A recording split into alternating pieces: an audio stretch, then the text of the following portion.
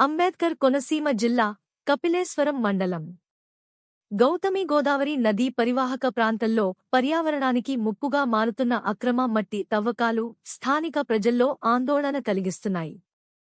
కపిలేశ్వరం మండలం తాతపూడి గ్రామ పరిధిలో వన్యప్రాణులు సంచరించే సున్నిత ప్రాంతంలో గత 20 రోజులుగా భారీ స్థాయిలో మట్టి తవ్వకాలు కొనసాగుతున్నట్లు ఆరోపణలు వెల్లువెత్తుతున్నాయి.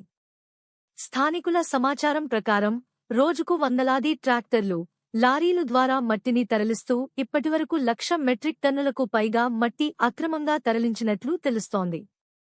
నదీ మధ్యలో ఉన్న పర్యావరణ చింతల ప్రాంతాన్ని గుల్ల చేస్తూ మట్టి మాఫియా యథేచ్ఛగా వ్యాపారం కొనసాగిస్తోందని గ్రామస్తులు ఆరోపిస్తున్నారు.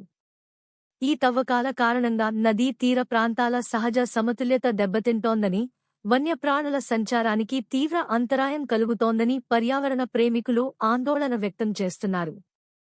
రాత్రింబవళ్లు భారీ యంత్రాలతో తవ్వకాలు సాగుతుండటంతో స్థానిక ప్రజలు భయాందోళనలకు గురవుతున్నారు. అక్రమ తవ్వకాలపై ఇప్పటికే పలుమార్లు అధికారులకు ఫిర్యాదులు చేసినప్పటికీ స్పందన లేకపోవడంపై గ్రామస్తులు అసంతృప్తి వ్యక్తం చేస్తున్నారు.